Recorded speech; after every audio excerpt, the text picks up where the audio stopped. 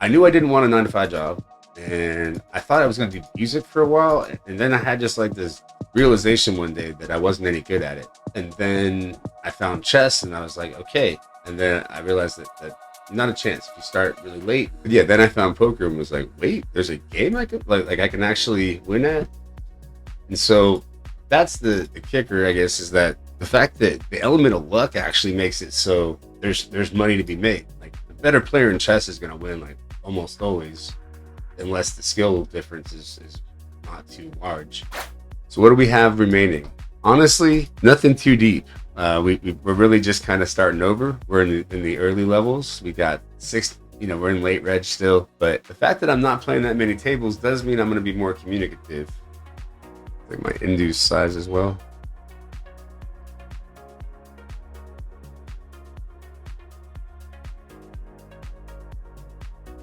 Interesting. That one I could snap call. They just don't have like ace queen, ace king in their range of me. It's just jack 10 I'm worried about pretty much. Tax consultant, can you help me? Just a very complicated case because of being in Canada and the US. Time goes by quick. I remember Apestyles from Poker X Factor. Yep. I think I did learn one thing when people who I taught got better than me. Looking back, that teaching was kind of my jam. Like, I enjoy it. I'm the best. I went to rehab like over 10 years ago, and yeah, it was right after Black Friday, like a couple of years. It's 2013, and it's great. It was great. I really got to refocus and learn about a lot of the things that I was doing in my life to get me down. Learned just a lot about like meditation, Western stuff, and self-love. Anyway, when I got out, I decided that I wasn't sure I liked poker for a living because I wasn't sure how much it was helping the universe or whatever. And I tried to do, we got the hundo. Tried to volunteer at a treatment center, do counseling and all kinds of stuff like that. And I still found it all really valuable, but then it made me realize how much I love what I do. I was one tabling poker at the same time. I don't I don't usually do that or like recommend it, I guess. How is important to balance your 3-bet opposition versus lower stacks that never fold the lower stack? They do, and they also fold on the flop. If they never fold, you don't have to balance your 3-bet range. You just need to widen it and make it more value heavy. So I'm isolating this one player. Alexi calls me, and I raise pretty big to isolate them too. I guess he has a pair, some sort. If I had the ace of hearts or jack of hearts, that would remove continuing range enough for me to want to bluff here, but with no equity, multi-way, out of position. Nah. Is my ace high good? Please be good.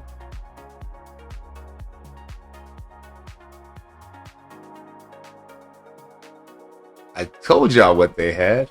The thing about a 10% pot bet, if you bluff with it on the river, is it has to work like, I think like 1 in 11 or something. They have to defend like it's like something sick. So even if it doesn't get much respect, it doesn't need to. Queen 10 suited, no respect. You knew this was coming on the turn. Probably pretty much the first like 10 years of my play was pretty much just poker, other than writing the book and the occasional student, but it wasn't something I tried to do. And then once I had like an issue, drugs and alcohol, and I went to treatment, and I was pretty busto, and I decided to just try to start teaching to be able to supplement and pay people back. And my teaching just kind of took off. Like I got like a lot of different people came, I got a lot of different business. And on top of that, I just started winning everything too. So everyone wanted to work with me. So that definitely helped. And yeah, within a year I was back and everyone paid off and all that. But it was a bad place to be, and I don't like the feeling of owing at all. And I'm really glad that I jumped into teaching and finding other sources of income besides poker. When I'm younger, I can deal with the swings, but like I like to be able to financially plan. I don't like this go and busto stuff. I didn't like selling, and part of why I'm actually not playing in stuff like 10Ks when I could, if I sold, is it makes me feel bad when I like people invest a lot of money in me and I don't win.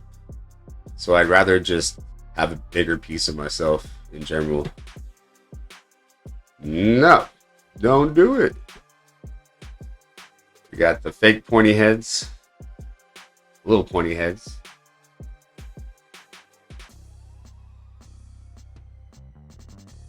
Hopefully we're racing. Racing good. Bet one big blind.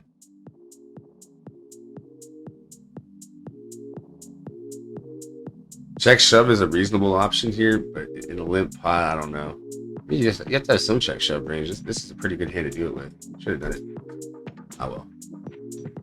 What percent of the main event field do you think is beating 1.5 markup? It's gotta be a low percent, right? Am I just gambling here? Oh, skill game, baby. It's all me. Yes. Oh, wow. No slow rolls, as much fun as it is. Actually, maybe I will slow roll two people. I never slow roll anybody, but two people at once, it's ballsy. Okay. I'm sorry, guys. I'm going to do it. It's just because I really want to slow roll two people. Okay, I call.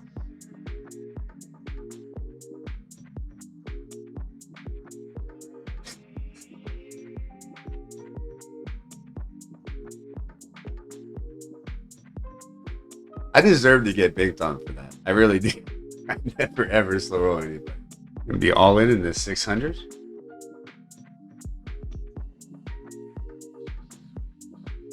Man, I don't know how people that like consistently do other people dirty live with themselves, because I feel bad about my slow roll right now.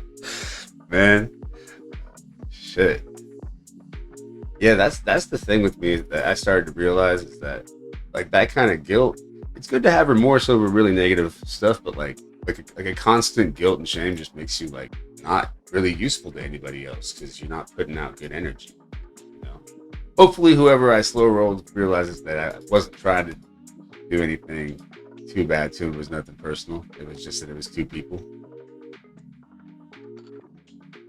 All right, we've got top fizzle pizzle. Well, we've got kind of a tough spot. So this one isn't that tough.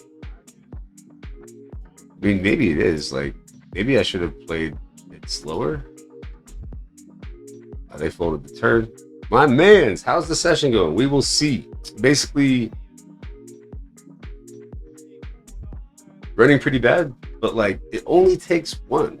We have ran bad, and I'm not really trying to complain about it though. Just there were a couple spots where we hit the river wrong, and right now we got the beginnings of some sweats in the 525 wrap up. We'll take a race. Oh, we'll take a race. GG, sir. I wish these payouts were right. They're not. We are at the final table though. I think I'm gonna 3-bet fold. I think he folds a lot, and I can just trust that the all-in's going to be pretty nutted. That's gross. The result was what I wanted though. I mean, 4 big blinds. I feel like it's my job. Just trying to kick out the short stack. Get out of here. Get out of here. GG. Sorry. Oh, I deserve it again. Ooh. Premature GG. Owned. Wrecked. Precarious stack situation over here, kind of. Okay, we're just gonna check fold.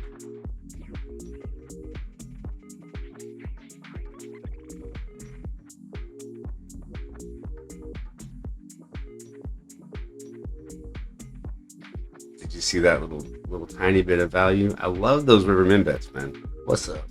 You know what's funny though? Like I did crack aces twice. Like it's funny how you can like say that you're running bad, but it's easy to remember all the bad luck and forget about the fortunate stuff.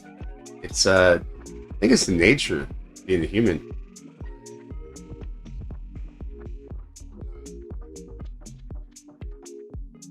I've got one pair. Got the diamond blocker. Okay. Both of these tournaments have like 4x cashes. I mean, I guess I'm just gonna. He's gonna be pretty straightforward here, I think, right? I would assume. I would think he'd be so tight in this spot that he wouldn't. Yeah, okay. I'm the best. My old reaction in that situation would have been to just reshove, but then I just realized that a second in chips, he's not going to get it in wide. Money! No chops. No swaps. Actually, the first person that I ever got that, like, I read a Daniel McGrain article about how he doesn't chop, and I was like, you know what? I'm not going to chop. I've since changed that a little bit, but you know, I play for the money, but I'm also about the glory, taking the whole thing down. But bro.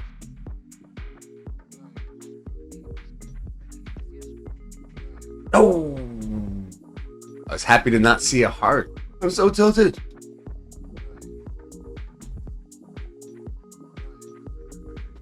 I just think this is a pretty reasonable hand to open shove with here. Yeah, we get called by worse. It's a race. Boom. Oh, snap. Now we're heads up for all the biscuits. How was this tournament getting the heads up in the other one? Oops, I'm on caps.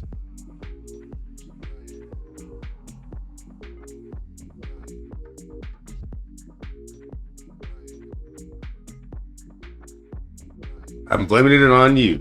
What's up, y'all? I'm here in Vegas, but I would rather be playing on WPT Global, the softest cash games on the net. Welcome back. With backdoors, I'll probably check raise some amount of the time. I don't know why my HUD's not really working. It's kind of a big bet. Maybe I won't check raise. It's like half pot, bigger than you like usually expect. Although I don't really know how he plays heads up.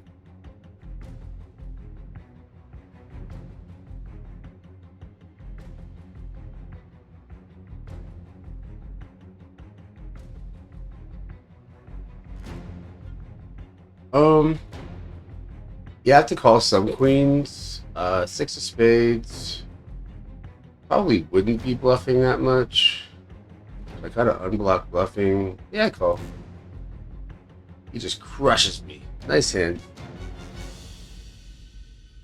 I was actually, my original instinct was to fold, but whatever. Nice hand. We're in the money over here. It's been very 3-bet happy though. Interesting.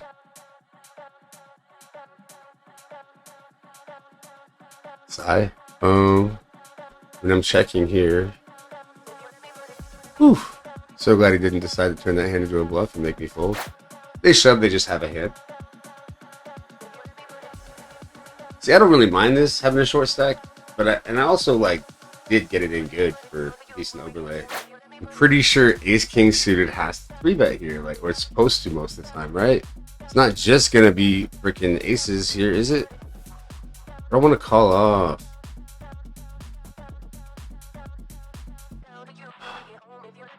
Ooh!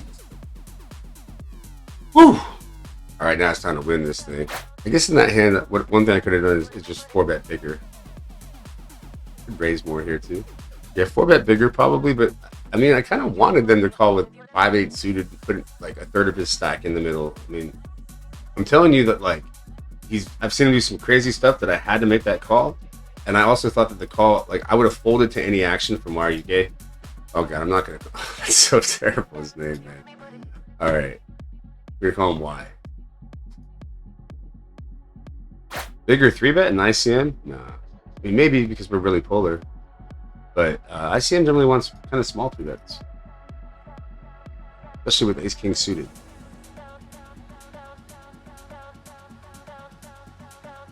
Poopy. Nice hand.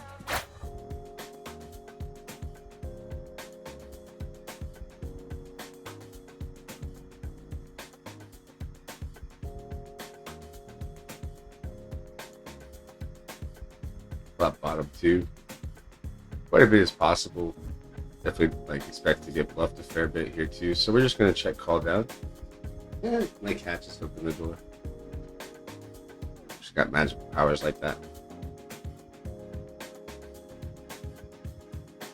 I fold to a raise. It's a little transparent, but. And I lost a lot of those $50 deposits, but eventually I built up a roll. Playing sit and goes and MTTs, I was never really too intrigued by cash, even though that's what my friends played.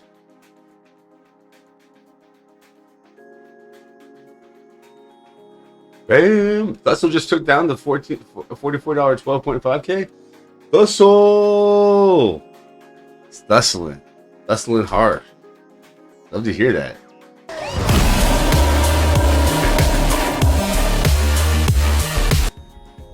Just check it down, buddy. Check it down. Please. Please. I mean, I wasn't going to call anyway, but sometimes I think that it's possible when you're studying to lose your natural, when you're trying to understand like big concepts like people's entire range and what boards hit what and small sizing, big sizing, all that. Sometimes it's easy to forget the very basics and to remember, like, you have a lot of experience telling when people are weak and strong, and don't ignore that information. Don't ignore your experience along with, you know, using GTO. Oh, just a little finesse. Now my instincts actually wanted to check back that flop, but then I just know it's 100% c-bet with these stack sizes. But you know, when you've held over someone for a long enough time, they start feeling like it's their turn. Now he might have had the nuts. He might have had top pair too. Who knows? But I think that from a game flow perspective, he was going to try some stuff with the bluffs too.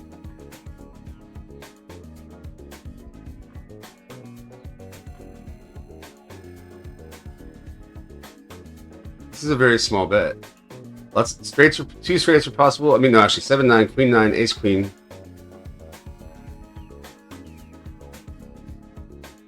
Fuck. Definitely want another bet. Not about leading, but I mean, you know, flushes and stuff like that are gonna just, an ace queen are probably still gonna bet, so might as well. Aren't high stakes sitting goes only profitable? There's a rake back option. Depends. Like, we're talking about poker stars, but like, yeah, with a bunch of regs. But if you're talking about playing spins on freaking WPT Global, no.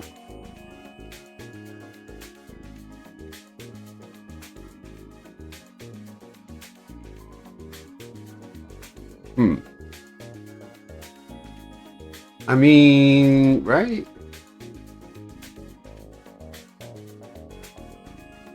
Do I have the same read as before? I don't actually know if I do this time. He's definitely sick of calling me down. I mean, sick of me bluffing and betting and stuff. And I'm just not super sure about this one. But I think I get a value bet here. I can't play well when I feel like I need it. Like I need to win, you know? So there is something kind of enticing and fun about playing with case money on the table. I've done it. Put my, like, you know, gambled with most of my roll a couple times. Makes you feel like you're alive a little bit, but you're not playing your best. That's like junkie shit. It's like that's like being an addict, basically, not being a professional. Be careful around being too passive and like forgetting to, or not being able to pull the trigger. Like, I know when I'm going through downswings, I often have that kind of issue, and then I have to remind myself to bluff and that these are good bluffs. But I do think that there's kind of a messed up sort of like negative feedback kind of thing where when you bust a tournament from bluffing and you didn't necessarily have to, like you never have to with a bluff, that feeling is much worse than the feeling of getting one through. Although I do celebrate getting them through. I'm just gonna shit like raise call. Let's go. I'm Jack and 10 of same shape. Shout out.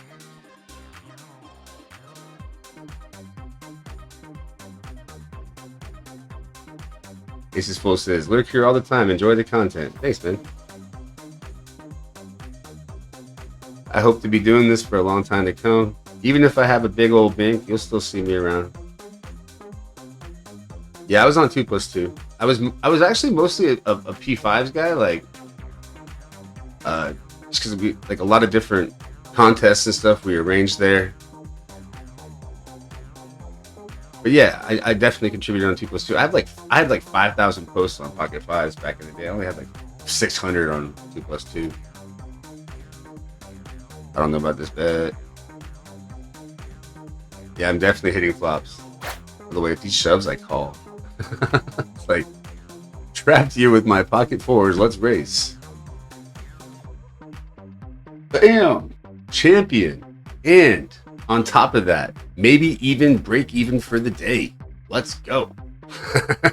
That is it from the session. 9 hours and 45 minutes of streaming. Thanks for everyone for sticking around. It's fun taking down that tournament. Love y'all. I'm out.